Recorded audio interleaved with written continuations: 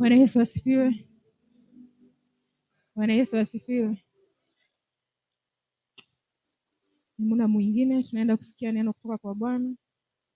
Kama anajua ni neno la muda mchache, najua kila mmoja atapokea kila Mungu alipokusudia akapokea asubuhi ya leo, kwa sababu kila mmoja amekusanyika kama vile neno linasema ya kwamba tukusanyike kama ilivyo desturi ya watakatifu. Mungu awabariki kwa ajili ya kutii agizo la kuja kwenye ibada. Sana kwa ajili ya hii nafasi.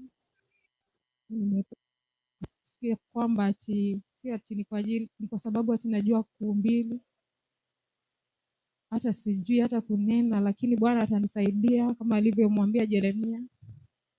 Hivyo nasema ni asante kwa ajili ya muda huu chini ya Reverend Moki na uwepo wa Bwana ili akaweze kunitawala na kuniongoza, akanitumie tu kama chombo asubuhi ya leo ili nikaweze kufikisha ujumbe asubuhi ya leo sawa na vile bingu ilivyokusudia. Tunapokwenda kusikiliza, Mungu awabariki sana. Kwa salama, mimi namshukuru Mungu. Ametulinda kila mmoja wetu, kama mmefika mahali hapa salama ni kwa neema ya Mungu. Na wengi walitamani, wengine wako mahali pale hata hospitalini wanahesabu dakika za mwisho za kukufa, lakini wewe uko hapo, uko na afya njema. Unasimama, una uwezo hata wa kusikiza, unaweza hata wa kusema na Mungu wako. Kuna mwingine hata saa hii hawezi omba, hawezi sema kitu chochote. Lakini siku ya leo Mungu ametuneemisha tukafika kwenye ibada ili tuweze kusikia mahusia yake na ili yeye naye akaweze kusema na mioyo yetu. Mungu awabariki sana. Bwana Yesu asante kwa ajili ya muda huu na wakati huu. Nasema ni asante Baba wa mbingu na nchi, uliyetuumba kwa sura na mfano wako Bwana. Wewe Baba uliyeumba wa mbingu na nchi, tunajikabidhi kwako asubuhi ya leo Bwana, tukisema hatuna baba mwingine ila ni wewe peke yako Bwana. Wewe uliye Baba wa Bwana Yesu Kristo, tunakuinua asubuhi ya leo, uliyekubali Bwana kumtoa mwanao afe kwa ajili yetu, kwa ajili ya madhaifu yetu, kwa ajili ya makosa yetu. Baba wa mbingu na nchi, haukuangalia jinsi tulivyokuwa wanyonge, haukuangalia jinsi tulivyokuwa dhaifu, kitu cha dhamana Bwana ambacho ni mtoto wako Bwana, ukamtoa ili sisi tuweze kupatikana, ili sisi tuweze kuwepo hadi hata siku ya leo. Asante mfalme wa falme kwa yote ambao uliyofanya ni kwa ajili yetu sisi tuwe siku ya leo. Libarikiwe na litukuzwe jina lako mfalme wa falme Bwana. Hata kuokolewa Bwana ni kwa neema. Kuna wengi walitamani waokoke Baba wa mbinguni, lakini Baba kuna mambo yanawarudisha nyuma Jehova. Lakini sisi Bwana ulisimama nasi mpaka leo hii Baba wa mbinguni. Tunapoenda kuanguka Bwana unatuambia kwamba umetuombea tusianguke. Asante Baba wa mbinguni kwa ajili ya upendo unaotupenda nao Jehova. Upendo unaotupenda nao ni upendo wa kweli, upendo wa ajabu Bwana. Unasema unatuwazia mawazo mema kila inapoitwa leo Jehova. Asante kwa ajili ya mawazo mema unaotuwazia Jehova. Unasema ni asante mfalme. Asante Jehova. Tunakuabudu Bwana, tunakuinua. Unasema unastahili Baba wa mbinguni. Hatuna Mungu mwingine Baba kando na wewe Baba. Ni wewe ndiwe tegemeo letu Bwana. Wewe ndiwe nguvu yetu. Wewe ndiwe msaada wetu. Wewe ndiwe kimbilio letu. Wewe ndiye msaada upatikanao wakati wa mateso. Asante maana wewe ni mwaminifu Bwana. Tunakuabudu Bwana, tunakuinua asubuhi ya leo. Pokea sifa, utukufu na heshima Baba, uketie kwenye kiti chako cha enzi Bwana. Katika jina la Baba, Mwana na Roho Mtakatifu. Roho Mtakatifu karibu. Pata nafasi yako Roho Mtakatifu wa Bwana asubuhi ya leo.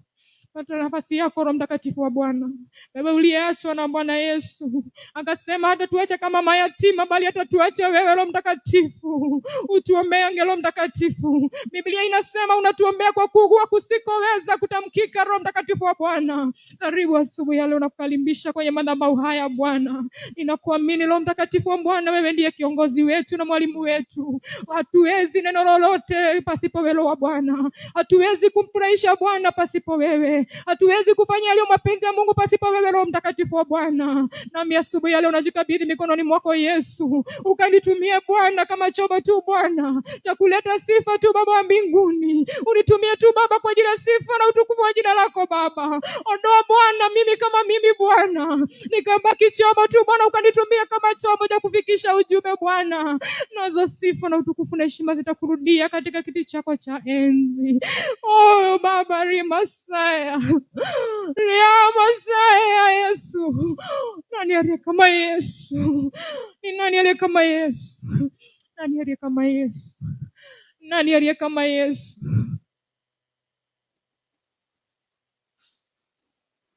Asante kwa uaminifu wako Yesu. Karibuni kwenye ibada. Tunaenda, najua ni neno dogo tunaenda kulisikia tu, lakini omba Bwana ukaweze kupokea tu nafasi yako. Mungu atatubariki. Kwa nini unapoomba vita vinaongezeka? Unapoomba vita vinaongezeka. Tunaenda kuona kwamba unapoomba vita vinaongezeka. Hata sana sana unapata mtu ameokoka na ni kitu tunaonanga na ni kitu bado tunasikianga kwamba mtu anasema wakati nilipoamua kumkiri Yesu na kusema Yesu ni Bwana na Mwokozi wa maisha yangu, ipo pale vita zilianza. Bwana Yesu asifiwe.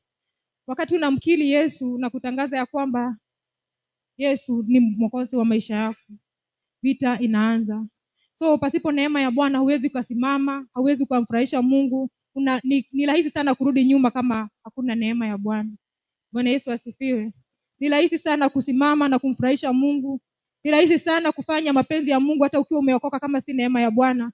Kwa sababu wakati wote Yesu anakuhitaji na Shetani anakuhitaji. Kwa hivyo ni mtu mwenyewe akawa anaamua kujua umesimamia upande gani. Bwana Yesu asifiwe. Ulipoamua tu hivi, Shetani si kusema ya kwamba aliachana na wewe. Bwana Yesu asifiwe. Hapo ndipo hata vita ilianza rasmi. Bwana Yesu asifiwe. Lakini cha msingi ni kujua ya kwamba haswa ni kwa nini jambo hili linatokea. Unapoomba vita inainuka zaidi. Bwana Yesu asifiwe. Wakati mwingine unaweza kuwa umesimama ukasema nataka kuomba kwa ajili ya ndoa yangu, nataka kuomba kwa ajili ya watoto wangu, nataka kuomba kwa ajili ya kazi yangu, nataka kuomba kwa ajili ya afya yangu. Wakati unaombea hizo vitu unapata afya ndio inadhoofika zaidi, biashara ndio inashuka zaidi, yani maradhi ndio yanaongezeka, ndoa ndio vita imezidi zaidi. Bwana Yesu asifiwe. Ila ni kwamba Shetani anajua kipindi hicho, ama wakati unaona tu kabisa wakati ule umefika pale, unafika mahali pale unaona kabisa mimi niko tayari kufika mwisho sasa. Kwa sababu ninapoomba hata hii maombi nitaachana nayo. Bwana Yesu asifiwe. Ni haya maombi nitaachana nayo kwa sababu mimi natarajia nikiomba jambo lifanyike. Lakini kwa wakati ninapoenda kuomba zaidi, ndivyo mambo yanakuwa mabaya zaidi. Bwana Yesu asifiwe. Ila mimi nataka kukuambia asubuhi ya leo, si kwa sababu ya kwamba ati Mungu hasikii, si kwa sababu ya kwamba ati Mungu hatajibu. Jibu ni kwamba ni kwa sababu uko karibu kwenye mlango wa kutoka. Bwana Yesu asifiwe. Unapokaribia kutoka ndipo vita zinakuwa mingi. Bwana Yesu asifiwe. Unapokaribia tu kabisa na unaposikia sasa niko mwisho kabisa, ujue pale ndipo sasa unakaribia kutoka. Bwana Yesu asifiwe. Tutasoma Exodus 14. Kutoka 14.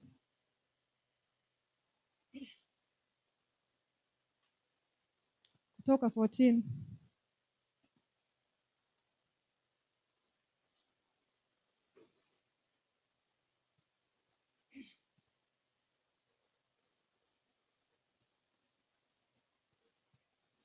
Kutoka 14 mstari wa 5 mpaka 9 hapo. Ndipo tunaenda kuona ya kwamba wakati wana wa Israeli walipokuwa pale Misri, walipokaribia kutoka, nini kilichofanyika mahali pale? When the king of Egypt was told that the people had failed, Pharaoh and his officials changed their minds about them and said, "What have we done? We have let the Israelites go and have lost their services." Bwana Yesu asifiwe. Usitoke hapo kwanza kidogo. Sasa ni wakati walipoona wako karibu yani wakati yule king alisikia kwamba wameachiliwa kutoka, ndipo sasa alikasirika sana. Bwana Yesu asifiwe. Na pale alikasirika sana na akatumana mpaka na vita na vyombo vya vita pale ili wale watu waendelee kufuatwa. So wakati wote unapojulikana umetoka, lazima bado unazidi kufuatwa. Bwana Yesu asifiwe. Maana kusema si ati kwa sababu ukombozi wako umefika ama kwa sababu umetoka ati hutafuatwa. Bado utazidi kufuatwa, utazidi kuzingatiwa. Ili kwa nini? Ili bado ufike mahali pa kukata tamaa na ni wakati mlango wako uko karibu kufunguliwa, ukose kufika mahali Mungu amekukusudia. Bwana Yesu asifiwe. So tunaona wana wa Israeli walipokuwa wametoka, walipoambiwa wametoka. Sasa tuokee 6. So he had his chariot made ready and took his army with him. Alitumana wafikiwe, na akatumana mpaka na magari na vitu vya vita ili wafikiwe, wasifike mahali wamekusudiwa. Maana hakufurahia kule kutoka kwao. Bwana Yesu asifiwe. Hakufurahia wakati ule wametoka mahali pale, lakini Mungu mwenyewe alikuwa anajua ni wanakaribia kutoka kwao. So tunaona ya kwamba wakati wowote unakaribia kutoka, lazima vita ikuwepo, lazima vita itakuwa. Wakati utasikia sasa mimi niko hapa, mimi ninasikia kukata tamaa, huo ujue sasa huyo ndio wakati wako, na usikate tamaa, kwa sababu Mungu ako pamoja nawe na anajua ya kwamba muda wako umefika. So ukiona hiyo, ujue ni ishara ya kwamba hufai kurudi nyuma, hufai kuacha kuomba. Unafaa kujua ya kwamba ni wakati wako wa kutoka na kuendelea kuomba zaidi. Bwana Yesu asifiwe. Tuweke wengine 7. He took 600 of them, the chariots, along with all the other chariots of Egypt, with the officers over all of them. Aliwachukua wote ili wote waweze wakawafuata. Twende kwa hiyo nyingine. The Lord hardened the heart of Pharaoh, king of Egypt, so that he pursued the Israelites who were marching boldly. Bwana Yesu asifiwe. So tunaendelea kuona venye walipokuwa wanaendelea, walipokuwa wanafuatwa, ni kwa sababu walijulikana tu kabisa ndio wakati wao umefika, mwisho wao wa kutoka. Bwana Yesu asifiwe.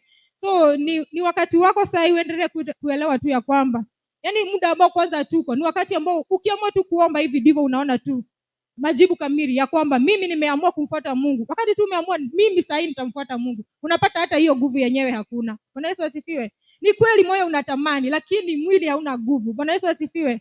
Unatamani kabisa, mimi nataka kumfuata Mungu wangu, natamani kumfanyia Mungu, lakini si kwa sababu hutaki. Bwana Yesu asifiwe. Ni kwa sababu kuna ile nguvu inakuvuta nyuma, kwa sababu inajua ukishafanya hivyo ushindi wako uko hapo mbele. Bwana Yesu asifiwe. Watu wengi wameacha wokovu, ama watu wengi wameacha njia za Mungu, wakafuata tu dunia kwa sababu waliomba na wakachoka. Lakini maybe walichoka wakati walikuwa karibu kufika, ama wakati walikuwa karibu kutoka. Bwana Yesu asifiwe. So wakarudia ile dunia, ama watu wengine wakashika njia ya kwenda kutafuta miungu mingine, lakini labda walienda kutafuta waganga na miungu mingine kwa sababu hawakupata ule ufahamu ya kwamba ni wakati wao wa kutoka. Wakatafuta miungu mingine na wakatoka katika njia za Mungu. Kwa hivyo sisi leo hii ni kwamba Mungu anasema na sisi, utakapoona uko mwisho na unasikia umechoka, umejaribu kila kitu umechoka, ujue ni kwa sababu uko mwisho kabisa, kwa sababu njia zako na ushuhuda wako huko kwa sababu ya kesho yako. Kwa hivyo usikate tamaa, usiende kuomba, usitafute plan B. Bwana Yesu asifiwe. Usitafute njia nyingine ujifurahishe, tegemea Mungu tu, alafu utaona matokeo yake, kwa sababu Mungu anataka tusubiri mpaka mwisho. Hataki tutafute plan B, hataki tutafute njia nyingine. Anataka tusimame mpaka ule mlango ufunguke, na utakapofunguka utafunguka kwa ajili ya utukufu wake. Kwa hivyo tusiende kwa miungu ingine, tusiende kutafuta njia zingine huko nje. Hata si mambo na kubadilisha hata kanisa. Bwana Yesu asifiwe. Kuna wakati tulikuwa tunahubiriwa na mchungaji fulani, akatuambia wakati mwingine unakutanana na vitu ukafikiria labda ni chachi iko na shida, na labda wewe shida iko ndani yako. Bwana Yesu asifiwe. Akatuambia maisha ukiwa kwenye madhabahu, maisha inakaanga ni kama mtu ambaye anatumia line ya Airtel na Safaricom. Bwana Yesu asifiwe. Unapotumia line ya Airtel na Safaricom, unaweza kuwa uko kwenye madhabahu haya unatumia line ya Airtel, alafu wewe umehama tu umeenda kwa kanisa nyingine, so umehama na line yako ya Safaricom. Bwana Yesu asifiwe. So kama ulikuwa umeita Mungu mahali fulani, kama hapa tuseme nimemuita Mungu mahali hapa, nikamwambia Mungu nataka unijibu jambo hili mahali hapa kwenye madhabahu haya, alafu ghafla jambo likakuja tu, kwa sababu shetani tu anajua tu kuna kitu nitapokea hapa, ataleta tu, sikupenda hata kwa mtu, amtoe tu mahali hapa ampeleke mahali pengine. So ni kama nimempigia Mungu nikiwa hapa na line ya Safaricom, nikaenda nikaweka line ya Airtel. Hata nikijaribu kutafutwa na line hiyo ya Safaricom nitapatikana? Siwezi kupatikana. So ni katika ulimwengu wa roho mambo inaweza kuwa ni kama hivyo. Umemuita Mungu mahali hapa, ukamuita ukamwambia, ukatoa sadaka yako kwenye madhabahu haya, ukamwambia Mungu, nataka ufanyie watoto wangu hivi. Lakini maraika wanapotumwa mahali uliitana, wanakuja wanapata huyo hata hayuko. Wanapopiga ile laini uliitana nayo, umeshabadilisha sasa, umeshaweka Airtel na ulikuwa umemuita Mungu na ya Safaricom. Bwana Yesu asifiwe. Hilo tu ni ufunuo tu la kusikiza. Mtu ajaribu kuangalia hilo haliko kwenye Biblia, haliko wapi, lakini ni ufunuo tu ya kwamba unaweza ukaangalia inamaanisha nini wakati unatumia laini mbili kwa mtu mmoja, alafu unapozima moja hujamwambia umezima ile nyingine. Bwana Yesu asifiwe. Alafu unatarajia majibu na unatarajia kupata. Bwana Yesu asifiwe. Kwa hivyo Mungu atusaidie sana. Mungu atusaidie sana tunapoendelea kutumikia Bwana. Tuelewe majira na nyakati. Tuelewe majira na nyakati, wakati Yesu anaposema na wakati Shetani ananena. Kwa sababu kuna wakati Shetani ananena na anajifananisha na malaika wa nuru. Bwana Yesu asifiwe. Na hakuna kitu hatari kama wakati Shetani anajifananisha na malaika wa nuru. Unaweza ukafikiria kabisa huyo ni Mungu anasema, kumbe hata si Mungu. Mungu atusaidie sana. Tuelewe majira na nyakati. Tuelewe Roho Mtakatifu ni nani. Roho Mtakatifu ni mwalimu wetu. So siku zote ukitaka kujua wakati Shetani anajifananisha na malaika wa nuru, lazima utajua, lakini pasipo Roho Mtakatifu hauwezi jua. So tukue na urafiki sana, pasipo kuhuzunisha Roho Mtakatifu, pasipo kumkashirisha Roho Mtakatifu, ili tumuone Mungu. Maana kwa kweli mimi nasemanga, naweza kosa kueleweka, naweza kosa kusema, lakini mimi nasemanga tangu niingie kwenye madhabahu haya mimi nimeona change. Bwana Yesu asifiwe. Kwa hivyo mimi naweza omba Mungu sana nisije nikakashirisha Roho Mtakatifu, nikamhuzunisha. Tuishi maisha yanafurahisha Mungu, maisha ya utakatifu. Kwanza hakuna kitu maisha ya utakatifu.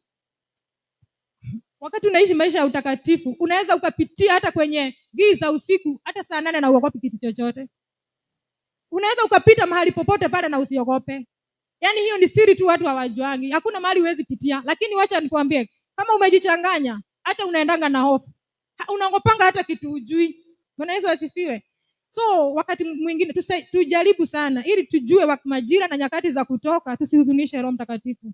Tusikasirishe Roho wa Bwana. Bwana Yesu asifiwe. Na Mungu atatusaidia.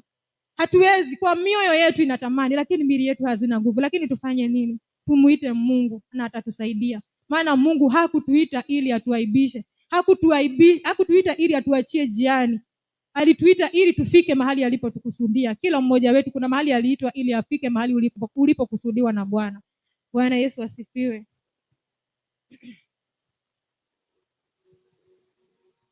Kupitia vita tunafanywa kuwa imara. Bwana Yesu asifiwe. Kupitia vita unafanywa kuwa imara. Tunaonanga hata wale watu wanaendaga kufanya mazoezi kwa sababu ya vita. Unaweza enda ukiwa mlegevu, unaweza enda ukiwa tu hata ujui vita, lakini unarudi kama unajua vita. Bwana Yesu asifiwe. Kwa hivyo unapopigana hii maisha, unapitia hili, unapatana na hili, ujue si kwamba Mungu haoni, ujue si kwamba umesahaulika. Lakini mimi ningetaka ujue ya kwamba asubuhi leo ni kwa sababu Mungu anataka usimame imara katika wokovu. Bwana Yesu asifiwe. Usimame imara katika wokovu. Hata unaweza enda na kusimama mahali pengine na kuhubiria watu na kuambia Yesu anaweza, kwa sababu kuna siku ulipigana vita na ukasimama imara. Utafika mahali utamwambia Bwana, katika hili vita, unaenda unasimama na mtu unamwambia katika hii vita utashinda. Mimi nilishinda kwa sababu Mungu alikufanya kuwa imara. Bwana Yesu asifiwe. Mungu mwenyewe alikufanya kuwa imara na ukashinda kwa sababu uko na uwezo hata wa kutia mtu mwingine nguvu na anaweza akashinda. Bwana Yesu asifiwe. Romans 5:3.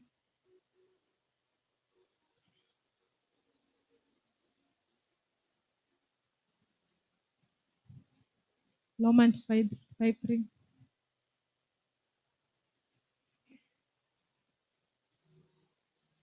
Not only so, but we also rejoice in our suffering, because we know that suffering produces perseverance. Bwana Yesu asifiwe.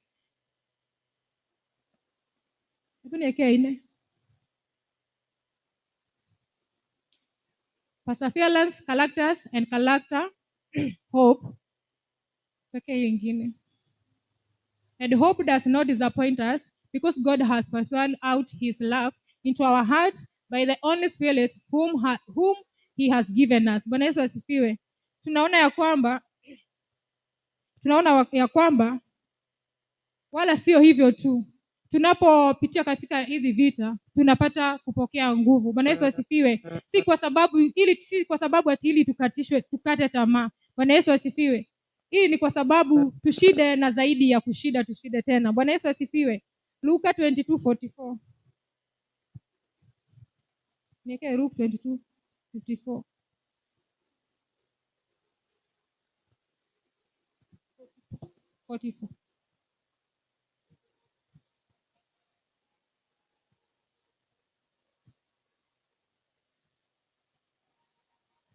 And being in anguish, he prayed more earnestly, and his sweat was like a drop of falling to the ground. Bwana Yesu asifiwe. Hapa nao tunaona ya kwamba wakati Yesu mwenyewe alikuwa karibu kutoka, wakati alikuwa ametumwa na baba yake, alipokuwa anakaribia kutoka, aliomba mpaka hata yeye alikuwa anapita majaribu. Hata wakati mwingine hata Shetani mwenyewe alikuwa anamjaribu, anamwambia ukinitumikia nitakufanyia hivi na hivi. Lakini Yesu wakati alipofika akafika mahali akaomba mpaka akatoka jasho yake ikatoka matone ya damu. Bwana Yesu asifiwe. Kwa hivyo hata sisi wenyewe sisi tu ya kwamba tunajaribiwa, bali hata Yesu mwenyewe alijaribiwa. Ikafika wakati Shetani akamwambia nitumikie, naomba tu. Yaani Shetani anafika mahali hata sisi wenyewe kuna wakati unafika anatuonyesha ya kwamba huyu Mungu wako hafanyi chochote. Bwana Yesu asifiwe. Umeomba maombi mengi haya yote na hata hakuna kitu kinafanyika. Unaomba Mungu mgani huyu na hata haya magonjwa hata yaponi? Ni Mungu gani huyu unatumikia na hata bado unashidi kuaibika na watoto wako? Bwana Yesu asifiwe. So ule Shetani anakujanga hivyo siku zote. Na ndivyo tu alipoenda kwa Yesu, anamuonyesha tu ya kwamba yeye ndiye mwenye kila kitu. Huyo aliyemtuma huyu ambaye ni baba yake, huyo si kitu. Akamwambia niinamie. Kuna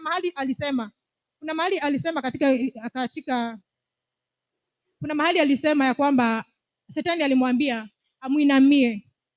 Ilikuwa ni Matthew 4:8. Alikuwa anamwambia amuinamie ili amsujudie, amuinamie ili ampe kila kitu. Bwana Yesu asifiwe. So ina maana wakati mwingine unafika mahali sauti inakuhubiria, ama kwa Yesu nilijiita tu, ama kwa Yesu niko tu ili nikuwe tu. Lakini si kwa sababu ati haukuitwa. Hauko pale kwa bahati mbaya. Hauko pale ili waibike, kwa sababu Shetani anakuhubiria na kuambia utaishi pale na utasaidika. Ona unaendelea kuomba na nikuteseka tu unateseka. Ona unaendelea tu kuomba lakini mambo yako yanazidi kuharibika. Ona unaendelea kufanya hiki na kile lakini hakuna kitu kinasimama. Hiyo ni sauti ya Shetani. Shetani tu ndiye anakuhubiria ili kukuonyesha ya kwamba huyo Mungu wako unamtumikia hawezi kitu. So anaweza akakwambia nikujie mimi nikuonyeshe Kenya nitakupea. Kwa sababu sana kazi ya Shetani ni kukuambia siku zote tumia plan B. Bwana Yesu asifiwe. Na kama Mungu unapofika mahali uone Mungu anataka nitumie stairs, wachana na lift. Bwana Yesu asifiwe. Siku zote ukitaka Mungu anakuambia nataka utumie stairs, wachana na lift. Lakini Shetani siku zote anakuambiaga utumie lift. Bwana Yesu asifiwe. Shetani anakuambiaga wewe tumia lift ndio ufike haraka. Lakini Mungu anatakanga mambo ambayo ni process. Yaani mambo ya Mungu ni mchakato, si ati ni lazima utumie kama stairs. Bwana Yesu asifiwe. Lakini Shetani anatakanga tutumie lift. Utatumia lift na utafika haraka, lakini aibu itakupata mbele. Bwana Yesu asifiwe. Utaenda polepole kupitia kuongozwa na Mungu. Utaonekana umekawia. Utaonekana ni kama ufiki kule unakokwenda, lakini utafika ukiwa mshindi na hakuna kuaibika, utaaibika. Bwana Yesu asifiwe. Kwa Shetani utaaibika na utafika haraka, lakini kwa Mungu hautaaibika. Bwana Yesu asifiwe. Kwa hivyo tunapoona kwamba tumefika mwisho, tusikibilie kusikiza hiyo sauti ya Shetani. Sauti ya Shetani inaambianga mtu na ujasiri sana. Bwana Yesu asifiwe. Inaambianga mtu na ujasiri mpaka unaona kwa kweli ni hivi. Lakini unaposikiza vizuri unasikia hapana. Inaambianga mtu na unasikia kwa kweli hapa mahesabu nimefanya. Lakini unafika mahali pengine naye Roho Mtakatifu naye ni mwaminifu. Anakuambianga hapana, ukiendea hapa utaaibika. Nitakuaibisha. Bwana Yesu asifiwe. Nitakuaibisha. Lakini sisi wana wa Mungu tukiamini kumfuata njia za Bwana, tusimame kama anavyotaka, hatutaaibika. Haijalishi tunapitia mapito gani. Haijalishi vita hii yako umepigana muda gani. Wewe pitia tu kwenye stairs, usijali. Hata kama mwingine ako kwa stairs ya 4 hapa, mwingine ako pale. Hiyo ndio maisha ya Mungu. Mwingine anakuanga hapa. Kuna mmoja ako hapa leo hii. Katika ulimwengu wa roho kuna mtu ako hapa. Kuna mwingine ako hapa. Kuna mwingine ako hapa. Kuna mwenye alifika. Bwana Yesu asifiwe. So tumia tu ya Mungu. Usikubali ati utumie ati ukuje ulikuwa hapa lakini kwa sababu unataka kufika haraka na si mapenzi ya Mungu utapita hizi bili. Bwana Yesu asifiwe. Huko ni kwa Shetani. Utapita hizo bili. Lakini siku utajifikiria tu na ufike mahali tu kabisa. Utarudia ya kwanza. Utarudia pale ulipoanza. Na kama ulijichelewesha, mlikuwa wawili pale, mwingine akafuata ya Yesu, utapata alifika kitambo na mlikuwa na yeye. Lakini wewe ulijipotezea muda. Bwana Yesu asifiwe. Mungu atusaidie sana. Mungu atubariki. Kwa haya yote unaona ni kama umefika mwisho. Haujafika mwisho. Ni kwa sababu ushindi wako uko karibu. Ni kwa sababu kesho kuna ushindi wako. Usitumie shortcut. Ngojea Bwana. Usitamani kusikiza watu wanakuambia umeomba sana. Umetafuta hupati. Umetafuta sana lakini hupati. Ama huyo Mungu wako wewe unajifanyanga unaomba Mungu lakini hakuna Mungu unaombanga. Tumia stairs. Wacha usikibie ati ili uambiwe Mungu mwenye unaombanga anafanyanga. Utafanya kinyume kufurahisha Shetani lakini baadaye atakuaibisha. Bwana Yesu asifiwe. So tunapofanya maamuzi, tuamue maamuzi mazuri. Unapoomba kwa ajili ya ndoa yako, unapoomba kwa ajili ya maisha yako, unapoomba kwa ajili ya biashara yako, simamia agano. Bwana Yesu asifiwe. Maana neno la Bwana ni agano. Unapokuwa unahitaji uhitaji wowote, hii Biblia imebeba kila kitu. Yaani wakati tulipokuwa hata hatujazaliwa, Biblia ile ilikuwa na majibu yetu. Tulikuwa tunaambiwa tusiogope na hatukuwa tumezaliwa. Bwana Yesu asifiwe. Usiogope maana mimi ni pamoja nawe na huku umezaliwa. Na huku hata umesoma Biblia. Alikuwa anakuambia uwe na moyo wa hodari na uwe na ujasiri na ushujaa mwingi na huko umezaliwa. Bwana Yesu asifiwe. Maana Mungu alijua utakuja kukata tamaa kwa hii safari. Ndio maana tukaandikiwa hii Biblia. Maana ilijulikana kuna mahali tutafika, hayo mambo yote tutakutana nayo. Kwa hivyo yapo kwa sababu ya leo. Agano. Unapoona kitu akiendi, simama na agano. Unapoenda hili aliendi, Mungu anasema nini kuhusu? Unapoona watoto wangu hawasomi vizuri venye unatarajia, neno linasema nini kuhusu wao ni kichwa si mkia.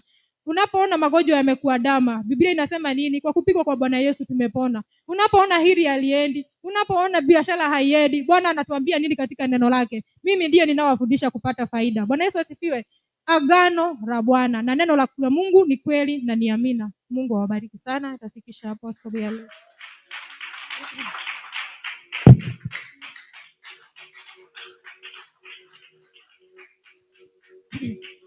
Baba, katika jina la Yesu nakushukuru Bwana, nasema ni asante. Asante kwa ajili ya asubuhi ya leo Bwana, asante hata ni kwa ajili ya kila mmoja ambao Bwana umemwezesha Bwana kulisikia hili neno asubuhi ya leo Bwana. Ninakuabudu Bwana, ninakuinua kwa sababu wewe ni mwema na ni mwaminifu Bwana. Wewe ambaye ni Mungu haufananishwi na kitu chochote Bwana, tunakuheshimu Baba wa mbinguni. Nasi tunakuomba Bwana asubuhi ya leo ukatusaidie na Roho wako Mtakatifu akazidi kutusaidia ili tunapoamua maamuzi Baba wa mbinguni tukaamue maamuzi yanayofaa, maamuzi ya kutusaidia Baba wa mbinguni katika jina la Kristo Yesu. Tusaidie kuelewa majira na nyakati za kutoka Bwana, tusije tukachoka jiani Baba wa mbinguni wakati muda wetu umefika wa kutoka. Baba asante kwa sababu wewe ni mwema na ni mwaminifu. Libarikiwe Bwana na litukuzwe jina lako Baba wa mbinguni. Usiyeshindwa na jambo lolote Baba wa mbinguni. Asante hata ni kwa ajili ya wale wanapitia Baba wa mbinguni na wanaona kama wamefika mwisho Jehova. Siku hii leo Baba wa mbinguni wanaenda kuona mlango wao mahali ambao umewaekea Jehova. Wanaenda kukutana na ushindi wao siku ya leo Baba wa mbinguni. Wanaenda kuona Baba wa mbinguni ukifungua milango yao Jehova. Fungua milango ya kila ambaye amekutarajia Baba wa mbinguni asubuhi ya leo. Kila anayekutegemea Baba wa mbinguni wacha akakuone Jehova. Kwa sababu Baba wa mbinguni, si kwa sababu tumechoka, kwa sababu ati hautuoni Bwana. Tunajua ya kwamba unaotuajalia ni mazuri na ni mema Bwana. Asante kwa uaminifu wako Bwana. Libarikiwe na litukuzwe jina lako mfalme wa wafalme, na ni katika jina la Baba, Mwana na Roho Mtakatifu tumeomba na hata kuamini. Amen.